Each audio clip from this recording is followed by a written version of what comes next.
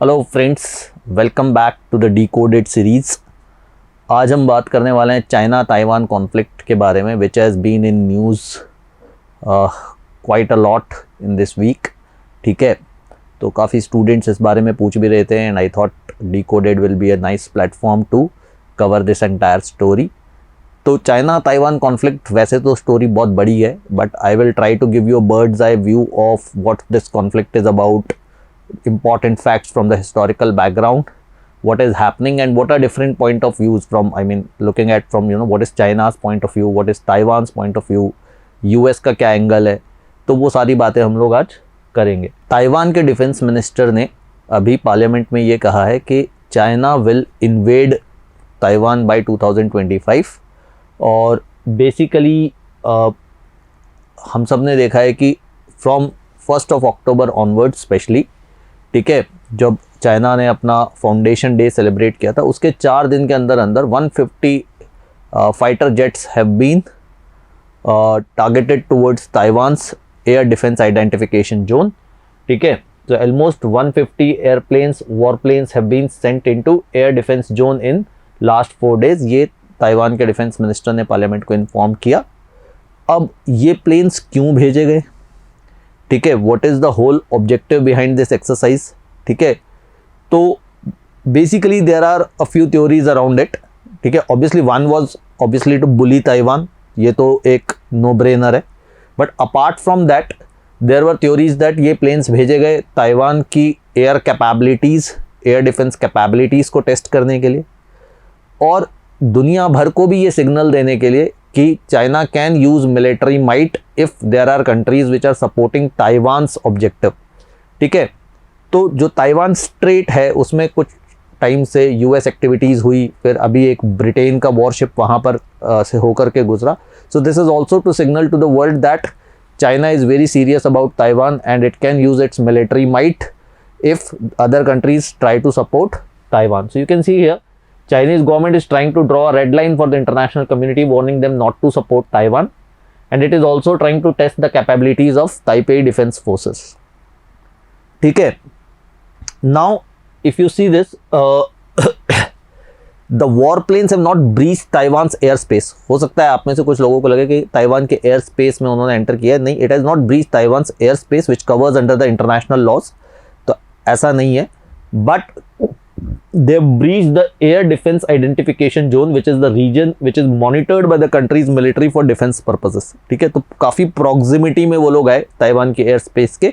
they breached the air defense identification zone. ठीक है, अब इसका मतलब क्या है? इसका मतलब मैं आपको ऑलरेडी बता चुका हूँ। A to bully Taiwan, B to give signal to the international community not to support Taiwan, C to test Taiwan's air defense capabilities. ठीक है, अब ऑब्वियसली जब ये हो गया है तो पूरी दुनिया से सिग्नल्स आ रहे हैं। यूएसए ने इसे क्रिटिसाइज़ किया है, ऑस्ट्रेलिया ने इसे क्रिटिसाइज़ किया है, जापान ने इसे क्रिटिसाइज़ किया है। ठीक है, now the point being is कि ऐसा क्यों हो रहा है, क्या इसके पीछे का हिस्टोरिकल बैकग्राउंड है, चाइना और ताइवान के बीच में क्या परेशानियां हैं। ठीक है, तो पहले थोड़ा सा हिस्टोरिकल बैकग्राउंड समझते हैं, फिर अपन प्रेजेंट डे कंसर्न्स देखेंगे कि आज की तारीख में क्या सिचुएशन है। तो ये पूरी कहानी अगर आप देखें तो ताइवान ज्योग्राफिकली देखें तो आप चाइना के ईस्टर्न साइड पर एक आइलैंड है, ताइवान स्ट्रेट, चाइना और ताइवान के बीच में आता है मैप पे अगर आप देखेंगे तो Taiwan first contact with China was in 1683 when it came under king dynasties control. ठीक है, तो किंग डायनेस्टी का कंट्रोल था फ्रॉम 1683 टू 1895। उसके बाद जापान ने पहली साइनो जापानीज वॉर में किंग गवर्नमेंट से ये एरिया ले लिया 1895 में, लेकिन वर्ल्ड वॉर 2 में जापान को एरिया वापस से सरेंडर करना पड़ा। ठीक है, और इसे रिपब्लिक ऑफ चाइना ने एक्वायर करके रूल करना शुरू किया। व्हाट हैपेंड दैट कि चाइना में एक सिविल वॉर हुई और माओ जेडोंग के जो समर्थक थे उन्होंने उस समय जो रूलिंग पार्टी थी चियांग काई शेक के अंडर उसको एक्सपेल कर दिया, बिल्कुल बाहर निकाल दिया, और ये लोग भाग कर पहुँचे ताइवान जो कि नियर बाय आइलैंड था, और वहाँ पे फिर इन लोगों ने अपनी गवर्नमेंट बनाई। ठीक है, this is the government which dominated the politics of Taiwan for a long period of time. ठीक है, तो ये मैं बात कर रहा हूँ अराउंड 1949 की। ठीक है, दे फ्लेड टू ताइवान इन 1949 और ऑलमोस्ट टिल 2000 इन्हीं की गवर्नमेंट थी, KMT गवर्नमेंट, इसे कुओमिंतांग गवर्नमेंट कहते हैं, which is again still now governing force. अभी तो गवर्निंग पार्टी तो नहीं है, but it's one of the important parties in Taiwan, ठीक है क्या। तो and this is considered to be as of now pro China kind of a party, Kuomintang, ठीक है। तो ये ग्रुप काफ़ी एक्टिवली पॉलिटिक्स को डोमिनेट करता रहा अराउंड चियांग काई शेक, फिर उनके बेटे आए, और फिर initially obviously it was again जो कम्युनिस्ट किस्म की पार्टी थी, डिक्टेटरशिप था लार्जली। फिर बाद में धीरे धीरे जो ताइवान जो है वो डेमोक्रेसी की तरफ मुड़ा, और उसके जो मेन रीज़न थे वो थे प्रेसिडेंट ली तेंग हुई, who is also considered to be as father of Taiwan's democracy. He laid the democratic layout, और in 2000 the first non-KMT president came into being. तो पहली बार एक non-KMT यानी नॉन कुओमिंतांग पार्टी प्रेसिडेंट आए, Cheng Shuey बियन इन 2000, ठीक है। Cheng Shuey बियन जो थे वो अगेन इंडिपेंडेंट ताइवान के फेवर में थे, तो दिस एंगर्ड चाइना। इनफैक्ट जब 2004 में वो री इलेक्ट हुए तो China pass the anti secessionist law, ठीक है। फिर 2008 में एक और नए प्रेसिडेंट आए, मा यिंग ज्यू, ठीक है। इन्होंने चाइना के साथ कुछ इकोनॉमिक एग्रीमेंट्स करके थोड़ी सी फ्रेंडशिप करने की कोशिश की, बट 2016 में इलेक्शन हुआ, जो करंट प्रेसिडेंट है साई इंग वेन का, और she basically is very pro independent Taiwan, ठीक है, और ह्यूजली पॉपुलर इन ताइवान, काफ़ी पॉपुलर है ताइवान में, ठीक है। 8 years later in 2016 she became the president. She leads the Democratic Progressive Party. Democratic Progressive Party basically has a clear agenda of an independent Taiwan, which leans towards official independence from China, ठीक है। तो अब heart of the matter यह है कि China समझता है Taiwan को अपनी टेरिटरी। चाइना एक वन चाइना कॉन्सेप्ट पे बिलीव करता है, और वो कहता है कि हांगकांग, मकाओ, ताइवान सब हमारे हिस्से, हांगकांग, मकाओ, इवन तिब्बत, ठीक है। और ताइवान कहता है कि हम एक इंडिपेंडेंट कंट्री है, we are a sovereign state. तो यहीं पर सारे प्रॉब्लम्स की जड़ है, ठीक है। तो चाइना का पॉइंट ऑफ व्यू क्या है? Communist Party of China considers Taiwan to be a breakaway province, and President Xi Jinping has clearly said that Taiwan must and will be reunited with China, ठीक है। तो Xi Jinping ने ना इशारों में बात भी की है कि 2049 जब चाइना अपने 100 years कंप्लीट करेगा, तब वो एक रिज्यूवनेशन ऑफ चाइना के बारे में बात करते हैं। They want a greater China in that case, तो they want to reunite all these territories by that point of time. तो ताइवान को वो एक ब्रेकअवे प्रोविंस कहता है, और इसीलिए अब देखो ये सारा विवाद भी यहीं से शुरू होता है। अगर चाइना कहता है कि ताइवान हमारा हिस्सा है, तो फिर वो क्या कहता है कि दुनिया में किसी कंट्री को उससे बात करने की ज़रूरत नहीं है, क्योंकि वो तो एक प्रोविंस है हमारा, तो जिसको बात करनी है हमसे बात करे, तो कोई डिप्लोमेटिक रिलेशंस नहीं होने चाहिए। उसको लेके वो क्रिटिसाइज़ करता है। तो आज की तारीख में कुछ 15 कंट्रीज़ के आसपास है जिनके डिप्लोमेटिक रिलेशंस ताइवान के साथ है, ठीक है। ऑफिशियल रिलेशंस बहुत कम कंट्रीज़ के, इंडिया के भी नहीं है, USA के भी ऑफिशियल रिलेशंस ताइवान के साथ नहीं है, ठीक है। दूसरी बात कि वो उन सारी कंट्रीज़ को क्रिटिसाइज़ करता है जो ताइवान को वेपन्स प्रोवाइड करवाती हैं, ठीक है, इंक्लूडिंग USA, ठीक है। USA बिल्कुल प्रोवाइड करवाता है ताइवान को वेपन्स, तो उसको लेकर के प्रॉब्लम है। फिर वो ताइवान स्ट्रेट पे जो वॉरशिप्स वगैरह एक्टिविटीज़ होती है या मिलिट्री एक्सरसाइजेज होती हैं, उनको लेकर के उसको चाइना को पॉजिटिव है कि नहीं, हमें वो भी नहीं अलाउ करनी है। जैसे मैंने अभी आपको बताया कि ब्रिटेन का वॉरशिप गया या कुछ अमेरिकन एक्सरसाइजेज हुई थी, तो उसको लेकर के उनको प्रॉब्लम है, ठीक है।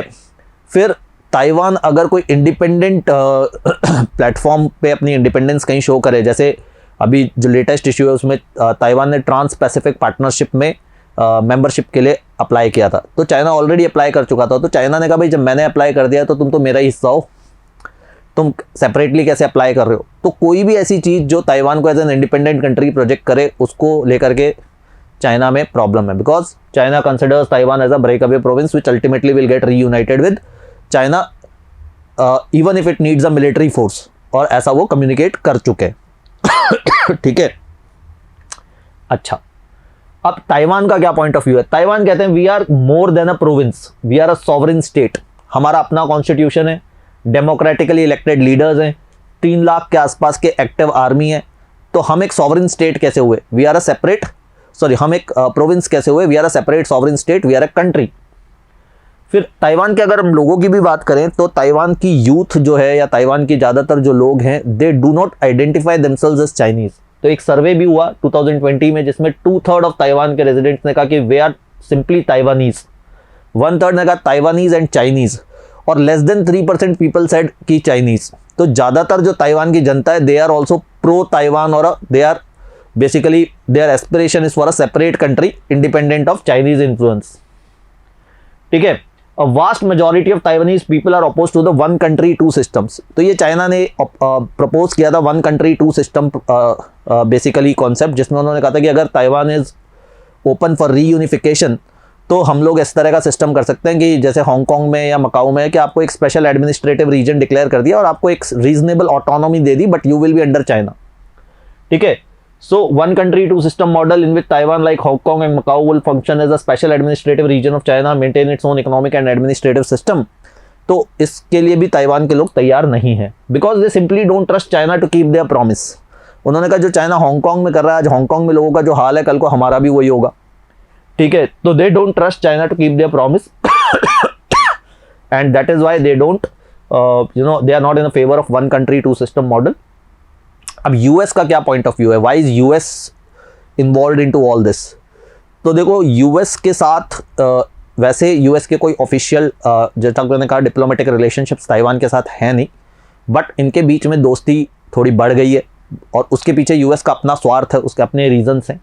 ठीक है, तो 1979 में Taiwan relations act US Congress ने पास किया था, जिसमें उन्होंने अपनी जो एम्बेसी है वो शिफ्ट की ताइपेई से बीजिंग में, ये कह करके कि जो भी चाइना और ताइवान का विवाद होगा उसे पीसफुल तरीके से सॉर्ट आउट किया जाएगा।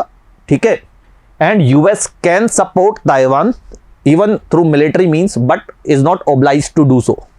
तो उन्होंने हम अगर इस इंटरनेशनल कॉन्टेक्स्ट में देखें तो एक स्ट्रैटेजिक एम्बिग्विटी उन्होंने रखी थी, उसमें उन्होंने बेसिकली ये इंश्योर की थी कि ताइवान को कभी ऐसा ना लगे कि यूएस तो मेरे पीछे खड़ा है, मैं इंडिपेंडेंस डिक्लेयर कर दूंगा, और चाइना को कभी ऐसा ना लगे कि ताइवान को तो मैं कभी भी अटैक करके एक्वायर कर सकता हूं, कोई रोकने वाला तो है नहीं। तो उन्होंने अपना स्टांस थोड़ा एम्बिगुअस रखा था।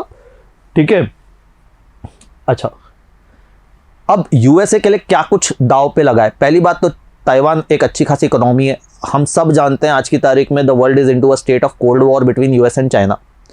अगर Taiwan is a 10th largest trading partner, तकरीबन $600 बिलियन की इकोनॉमी है जो चाइना के पास अगर जाती है तो चाइना की इकोनॉमिक पावर कहीं ज़्यादा बढ़ जाएगी, तो ऑब्वियसली यूएस वो नहीं चाहेगा। दूसरी बात, और जो एक ज़्यादा सिग्निफिकेंट बात है, सिक्योरिटी इंटरेस्ट, कि China control Taiwan would increase it missile range around 150 nautical miles eastwards. अगर चाइना ताइवान को एक्वायर कर देता है तो चाइना की जो मिसाइल रेंज है वो तकरीबन और ईस्टवर्ड्स आ जाती है and it will be much closer to US and Japan. ठीक है, this would make China the dominant power in East China Sea, make it easier for it to strike Japan और US island territory of Guam.